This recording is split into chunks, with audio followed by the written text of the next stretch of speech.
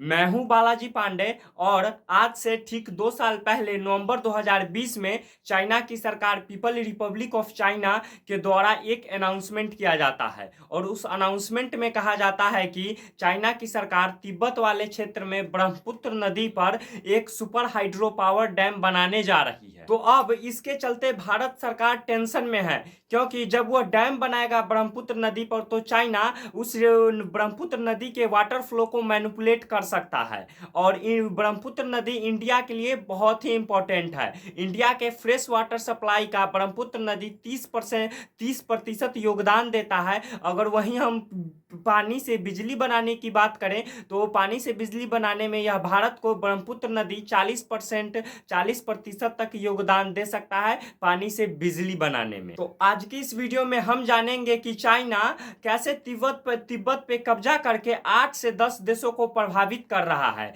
China आखिर ऐसा कर क्यों रहा है, और लास्ट में जानेंगे कि भारत को ये चाइना कितना प्रभावित कर सकता है वाटर ब्रह्मपुत्र नदी के वाटर को मैनिपुलेट करके। तो चलिए आज की इस वीडियो को शुरू करते हैं। Chinese threat of water wars, India has initiated the biggest hydroelectric project of 11,000 megawatts in Arunachal Pradesh. A report from 2016 says that China has built as many as, listen to this, 87,000 dams. You heard that right, 87,000. Why does China need so many dams? Because it wants to turn water into a weapon.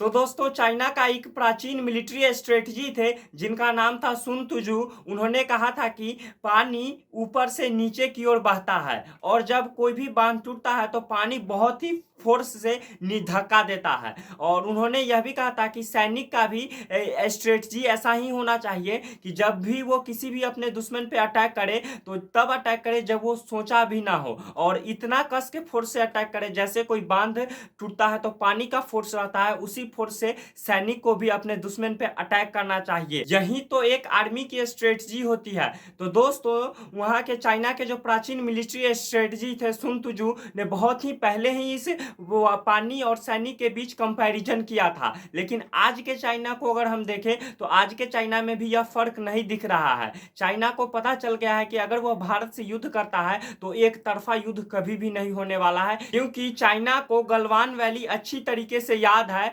इसलिए वो भारत से direct युद्ध नहीं करना चाहता है। दूसरे देशों को भारत से लड़ाता है या फिर भारत के में जो नदी ब्रह्मपुत्र नदी के वाटर फ्लो को मैनिपुलेट करके इंडिया को इकोनॉमिकली झटका देना चाहता है। तो दोस्तों, अब बात कर लेते हैं कि चाइना का प्रभुत्व डोमिनेंस पानी पे कैसे है इतना, जिससे वह नदी के पानी के फ्लो को मैनिपुलेट करके लगभग 8 से 10 देशों को प्रभावित कर देता है। तो दोस्तों, तिब्बत जितना बस साइज में बड़ा है उतना ही वह इंपॉर्टेंट भी है, क्योंकि दुनिया का लगभग आधा से ज्यादा जनसंख्या तिब्बत के द्वारा जो निकलती है नदी उसी के पानी पे ही निर्भर है। और लगभग दुनिया एशिया का 10 सबसे महत्वपूर्ण नदी जो है वह तिब्बत प्लेटू से ही होकर निकलती है, और इसी प्लेटू से होकर एशिया की मुख्य नदी निकलती है, जिसमें है Brahmaputra, Sindh, Salween, Yellow River, Mekong और इरावदी नदी भी निकलती है। और ये इस प्लेटू से निकलने वाली नदी लगभग दुनिया के 3 बिलियन लोगों के वाटर सप्लाई को पूरा करता है। तिब्बत से निकली हुई नदी इन देशों के एग्रीकल्चर और इंडस्ट्रियल सप्लाई की डिमांड की भी पूर्ति करता है।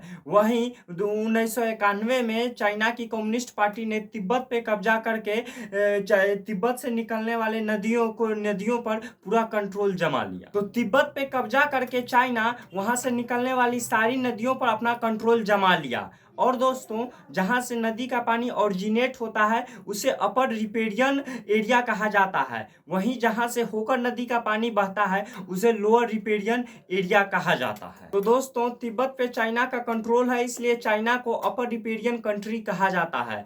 और चाइना दुनिया का एकमात्र ऐसा देश है जो बहुत इतने सारे नदी जहां से ओरिजिनेट होता है, या फिर कह सकते हैं कि इतने सारे नदियों को चाइना कंट्रोल कर रहा है।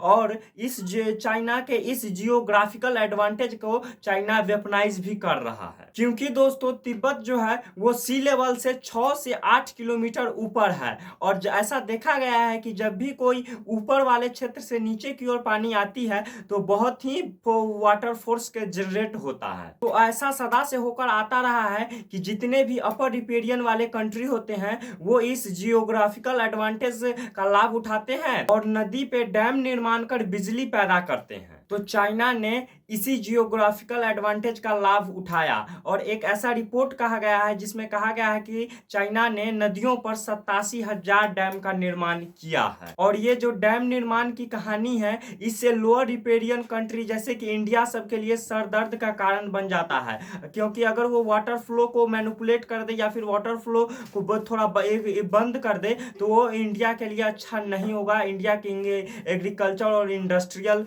ग्रुप के लिए अच्छा नहीं होगा। और नदी के वाटर सप्लाई को मैनिपुलेट करके इंडिया जैसे देशों में बाढ़ भी आ सकता है और या फिर सूखा भी पड़ सकता है। और चाइना ऐसा कई बार कर चुका है। वो क्या करता है, नदी के पानी को पॉल्यूट कर देता है। इसका एग्जांपल है 2017 में सिंग ब्रह्मपुत्र नदी के पानी को पॉल्यूट कर दिया गया था। जब भारत ने चाइना से सवाल किया कि इस नदी का पानी कैसे पॉल्यूट होगा तो उसने कहा कि भूकंप के कारण पॉल्यूट हो गया था, लेकिन असलियत में चाइना एक सुरंग का निर्माण कर रहा था जिसके वेस्ट के कारण उस नदी का पानी सांग ब्रह्मपुत्र नदी का पानी पॉल्यूट हो गया था। दोस्तों ब्रह्मपुत्र नदी जो है वो माउंट कैलाश से होकर निकलती है और यह तिब्बत की सबसे बड़ी इंटरनेशनल नदी है। तिब्बत में इसे यार्लो सांगपो कहा जाता है। इस नदी का इतिहास में अच्छा फ्लो था, वाटर फ्लो अच्छा था, लेकिन चाइना के द्वारा इसके वाटर फ्लो को बर्बाद कर दिया गया उस पे डैम निर्माण करते करते। चाइना अपने सूखे वाले भाग में इस नदी के पानी को डाइवर्ट करना चाहता था,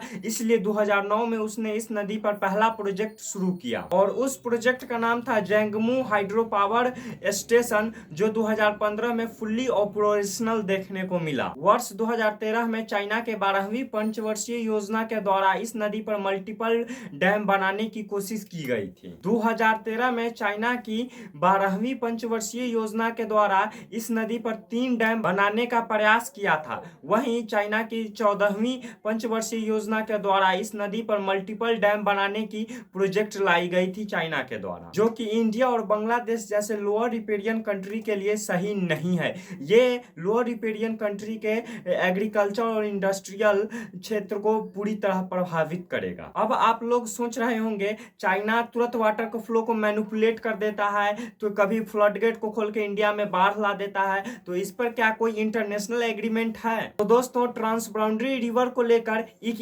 एमओयू तो दोनों देशों के बीच एग्जिस्ट करता है, लेकिन वो ये एमओयू नॉन बाइंडिंग एमओयू है। अभी तक इंडिया और चाइना के बीच कोई भी लीगल एग्रीमेंट साइन नहीं किया गया है और कोई भी इंटरनेशनल बॉडी एग्जिस्ट नहीं करता है। इसी के चलते जो कोई भी इंटरनेशनल लीगल बॉडी नहीं है, इसी के चलते चाइना कई बार इस एमओयू को उल्लंघन भी कर देता है।